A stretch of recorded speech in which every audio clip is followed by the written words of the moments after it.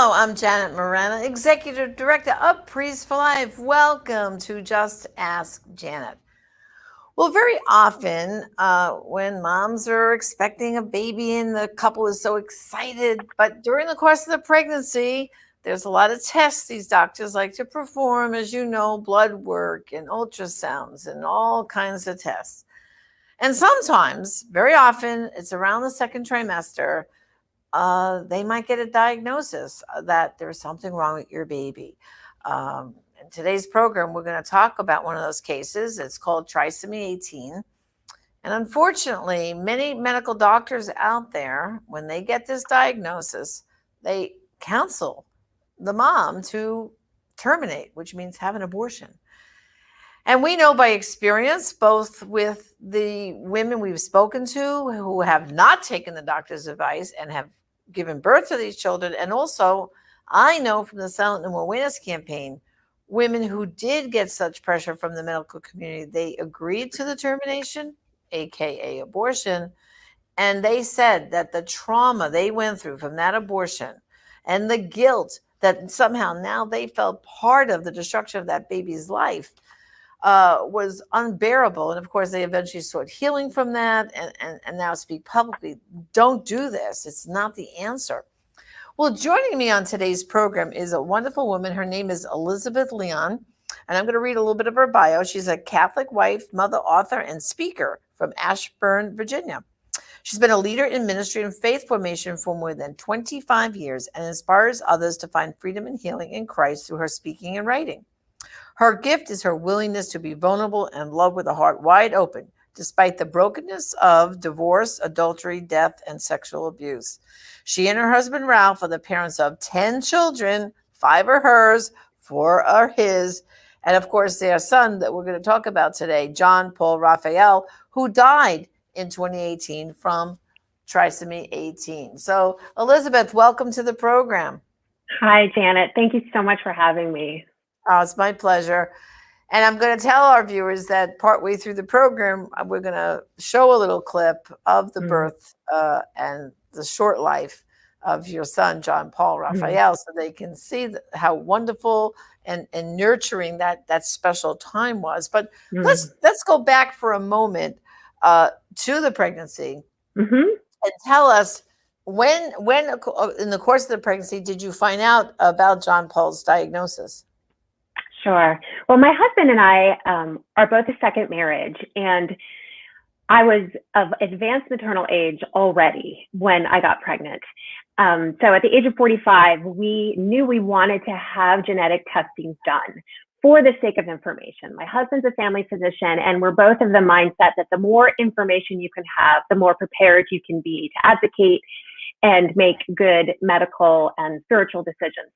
So we had the NIPT testing, the non-invasive prenatal testing, done at 14 weeks.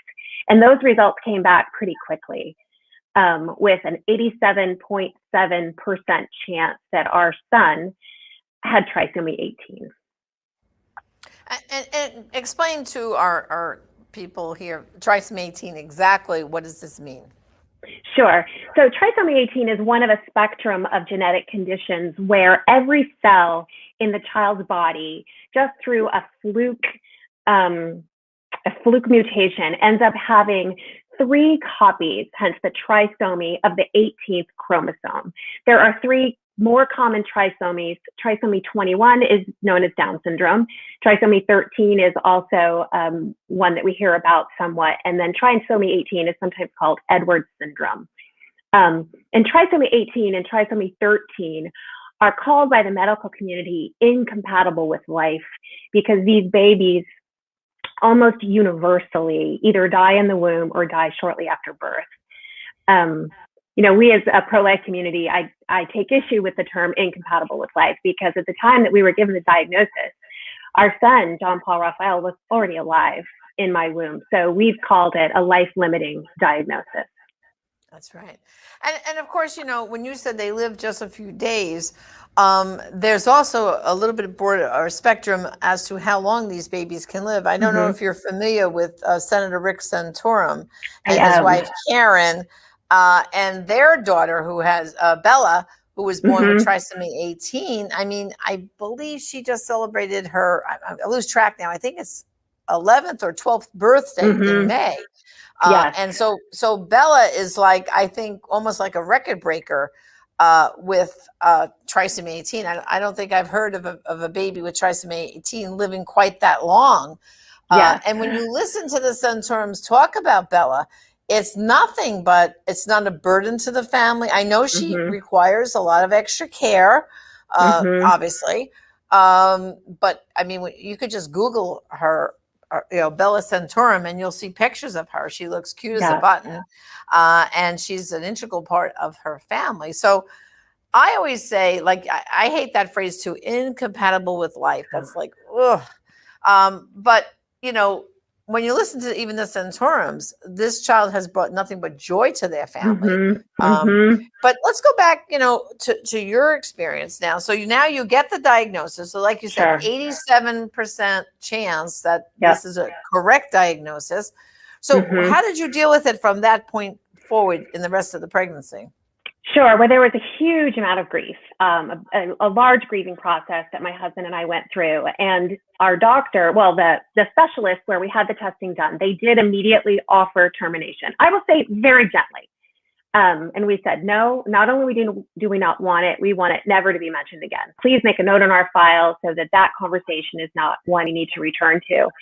And we were fortunate to have my obstetrician who had delivered my other children. It was the only pro-life Catholic family practice for pregnancy in Northern Virginia. So we knew that our doctor would be on board throughout the pregnancy to support our decision. And at that point, one of the things they proposed was to have an amniocentesis done to confirm the diagnosis, which we declined for two main reasons. One, having the amnio inherently places a risk to the child in the womb. So we did not need to have any extra risk to John Paul just to have the certainty of what his diagnosis was, because we were going to love and welcome his life, no matter how long or short it was. So it didn't change our decision. But more, an amnio would not answer the question I most wanted to know, which is not just did he have this condition, but how are we going to get through this? How are we going to survive loving and losing a baby that we desperately wanted? Yeah. Well, I guess fortunate, unfortunate, because of my work here at Prees for Life, I have had a lot of experience with other couples who've gone down this road. And recently there was another couple, it was a little bit over a year ago. And actually at one time he had worked for Prees for Life. He and his wife now live in Texas. And it was their whole, was just like you, where they were saying we could do more tests. They said, no, we're not going to have an amniocentesis because whatever it is, it is. But it's funny, they still did a lot more evaluation of their baby to say, well, his kidneys aren't functioning, or this isn't happening. And so when he's born, they were painting like this whole long laundry list of all these things are probably what's going to happen, which is why he won't live too long. Did they begin to give you those kind of like markers as to what was going on? Yes, absolutely. We actually had extensive ultrasounds. We had fetal echoes of the heart. We actually saw a world-renowned fetal cardiologist at Children's Hospital in DC, really from the point of view that we needed to know everything else that was going on with our son to be able to give him the best possible chance of living. Trisomy 18, we couldn't fix. We could not change the outcome of what that would be. But if he had one common side effect is called a tracheoesophageal fistula, where there's a break in the trachea, you can fix that. Or if there was a heart defect, you can fix that. So if John Paul had turned out to be one of those really lucky children like Bella Santorum, whose life extended past a certain period of time, there could have been medical conditions that we would have done medical intervention for, but those would be different than simply trisomy 18, because you can't change the cells or the DNA in his body. The condition that he ultimately would die from was not fixable. Right. And so what, I mean, were there certain, in other words, getting ready for his birth, were they going Mhm. to have certain specialists standing by, or, and were you guided into like, okay, we're going to let the pregnancy go till this point and then maybe then do the C, like what was, how did all that Sure. come together, you know? Sure. Well, with trisomy 18, it's really a balancing act because with any baby, you want to keep them in their safe environment as long as possible. So by 30 weeks, I was having weekly ultrasound and doing growth scans. And as long as he was growing in my womb, we knew he was still doing well. At the point that he stopped growing, we knew then we would have to intervene. And we were blessed that he continued to grow until 35 weeks. And at that point, we got the news that he had not gained any weight within the last week or 2 weeks. We were well prepared with a birth plan, and we had so many professionals supporting us throughout the process, from palliative care, hospice care, of course, the obstetricians, the maternal fetal specialists. There were just so many people that provided us support. And our birth plan was very clear that we did not want John Paul taken to the NICU. If he presented with trisomy 18, which we were expecting, we wanted to simply love and embrace his life as it was going to unfold. It got a little bit tricky though, because I had a lot of complications myself with a condition called polyhydramnios. And ultimately, we ended up with a cesarean section, a very dramatic emergency cesarean. But one of the questions we had was, we did not want him put on a ventilator because, as I said before, that wasn't going to solve the problem of his trisomy 18. But if I had been knocked out completely with anesthesia, did we want to put him on a ventilator until I woke up from the anesthesia so at least I could meet him? So it got very complicated at the end, trying to balance dignity and quality of life for John Paul with all the variables that we had no way to predict could be present. Wow. So in the end, I mean, you did a beautiful video, which in a few minutes we'll share a few minutes of that. Mm-hmm. But I saw you were awake during the birth, so I'm I was. guessing you must have had some sort of. You didn't get general anesthesia; you must have had like a spinal or something like that to do Mm-hmm. what to do the C-section, correct? Mm-hmm. So Correct. that was the final decision. Mom wanted to Mm-hmm. stay awake. I mean, and this whole question to put him on a ventilator or not. I mean. I guess that must have been a difficult decision too, because what would the ventilator had done really at that point? Correct. They thought he was going to pass away anyway in a very short Mm-hmm. period of time. Mm-hmm. So it would have really interrupted that kind of quality Yeah. bonding time that like that the so important. I saw you had that skin to skin time with him a little bit. That's so Mm-hmm. important when babies are first born, and Yeah. then your husband was there. um but this must have been all heart-wrenching for you too. I mean, to have to, what can you say to other people right now who might be struggling with these kind of decisions? Because unfortunately you were blessed to have a very, very good medical team there. But Mm-hmm. I've heard some horrible stories, Elizabeth, where these doctors, they just keep using that phrase, incompatible life. And Right. one couple told me that she finally, her and her husband, she said, they stood up and they went like this to the doctor. Doctor, we don't kill our babies. Get it? Yeah. No more Yeah. talk about that now. Yes. Very You clear. know, and so, you really were, I guess, blessed in a way to Mm-hmm. have such a supportive team all around you, right? Mm-hmm. We absolutely were blessed. Not just from the standpoint of having our own ability to educate ourselves. Like I said, my husband's a doctor, and we had a lot of ability to research and find the information we need, but we were surrounded, and we chose to surround ourselves with people, with professionals that would only were willing to share our mindset. And we were very clear in the hospital as well, of what our preferences were and what we needed.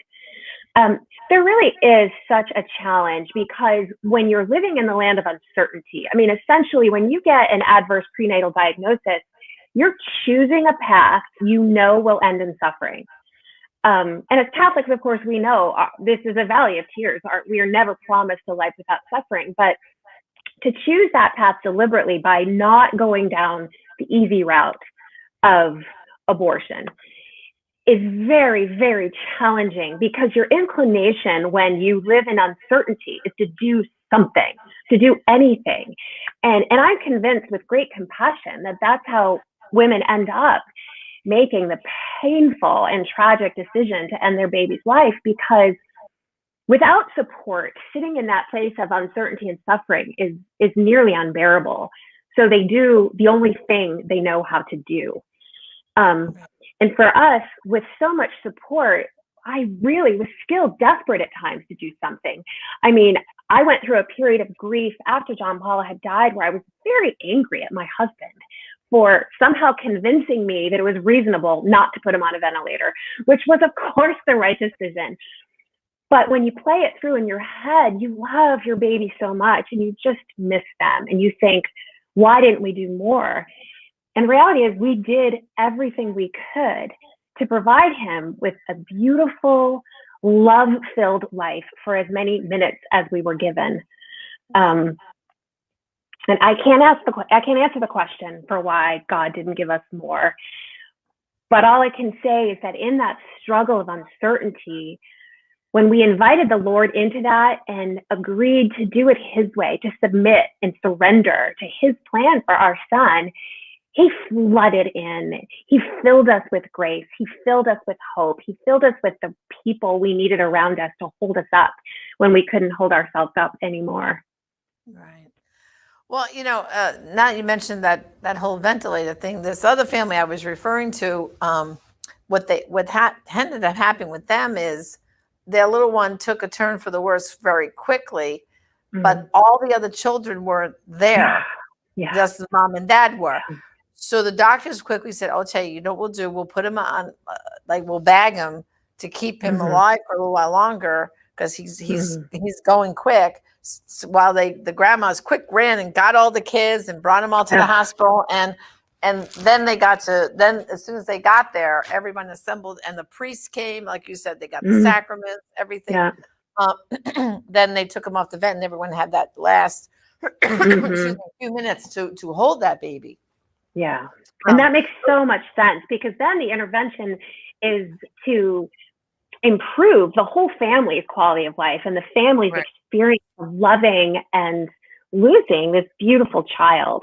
I can understand why they would make that decision. Well, I know your family did a great video. It's up on YouTube. So we took a little clip of that. Let's take a look of John Paul Raphael right now. This is John Paul Raphael. He made it. Thank you all. Thank you all for being so supportive and helpful. It's been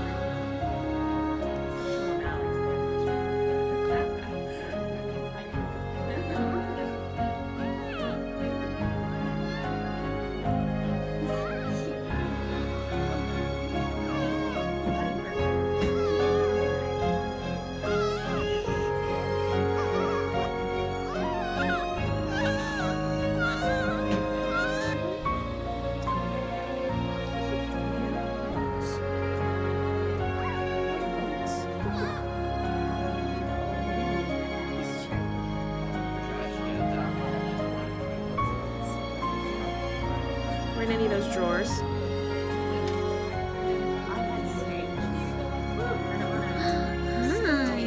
Those were big eyes. I didn't. I hadn't instructed these.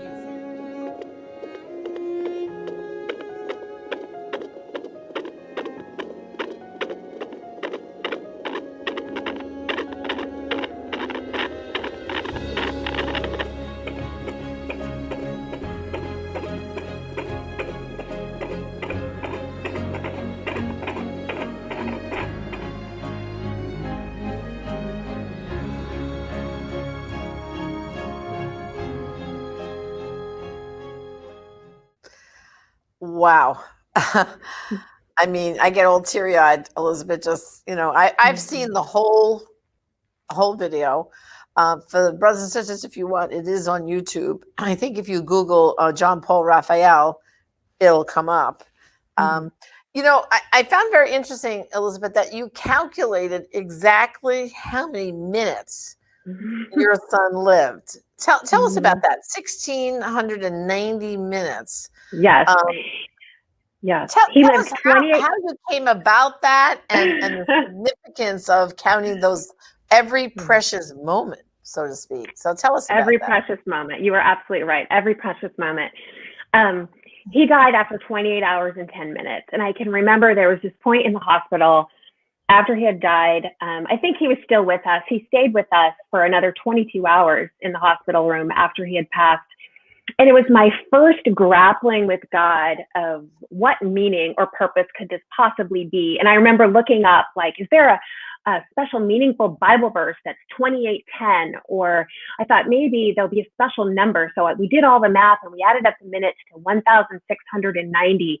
And I tried to just dig and find some kind of significance to that number that would be God's message to me, right? That, Elizabeth, this is why he only had this many minutes. And there was no magic number other than that number itself has become very precious to us. And we're so, so grateful. I mean, it's never enough. People that lose their children in their 30s or their 40s or their 50s, you can never say you've had enough time with your child. You always desperately want more.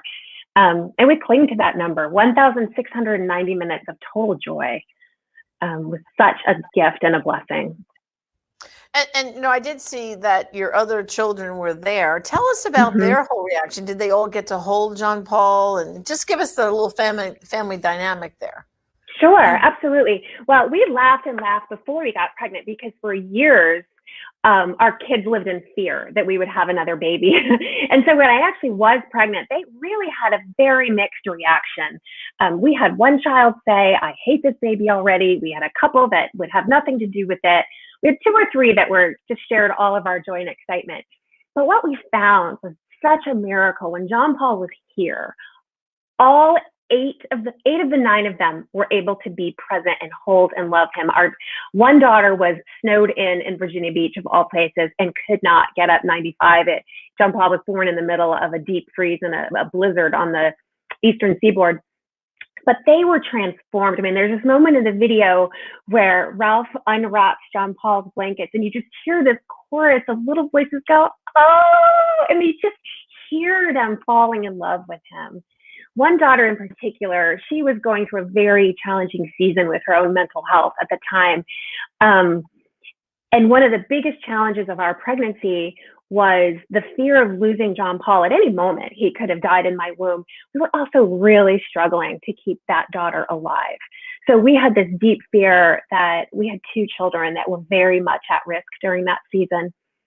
And she fell in love with her little brother and held him and loved on him and took videos of him. And I truly believe that his intercession for her in heaven is what has turned her life around. Wow, beautiful. And of course, Elizabeth, you have written a book. In a few minutes that are left, tell us about the book and when it's coming out and how people can obtain a copy. Yes, thank you. Well, this is really an obedience to the Lord. After John Paul died, we had a beautiful mass of Christian burial for him a few days later. And I felt this call on my heart that I wanted to speak at the mass because so few people had an opportunity to meet him. And we just felt so convicted that we wanted to share something of the wisdom or the purpose that we'd gleaned from his life. And I went to our Adoration Chapel the night before we buried him late at night and sat there with my laptop and just begged the Lord just to give me, Holy Spirit, give me your words. What can we possibly say about our beautiful son and his short and shining life? And the Lord gave me 2 phrases that day, one of which has truly become my mission. The first was, the miracle that you get is not always the miracle that you pray for. So John Paul was a miracle. His life was a miracle. But the miracle was not that he lived and stayed with us to live a long life. The second phrase that the Lord gave me was, let yourself be loved. because John Paul was adored. He was showered with love in only 28 hours and 10 minutes. This beautiful, tiny little 4-pound baby that, had funny little ears and wasn't perfectly formed, but none of that mattered. He just was a gift from God, and we loved him simply for who he was and his presence in our life. And I heard the Lord say to me and to all of us that is his call, his invitation for us to let ourselves be loved. And it took the suffering of losing my son to really break my own heart open so that God's love and freedom for All right, me so and Elizabeth, joy. just tell us quickly how they can get the book. Sure, absolutely. The book will be available from Kohler Books beginning January 4th. You can find it also on my website, elizabethleon.org. Okay. Let yourself be loved. Thank you for such a powerful witness. God bless you and your family. And brothers and sisters, thank you for joining us on Just Ask Janet. I hope you found this story really inspiring, but also informative. Until next time, I'm Janet Morena, Executive Director of Priests for Life. God bless. I will be silent no more.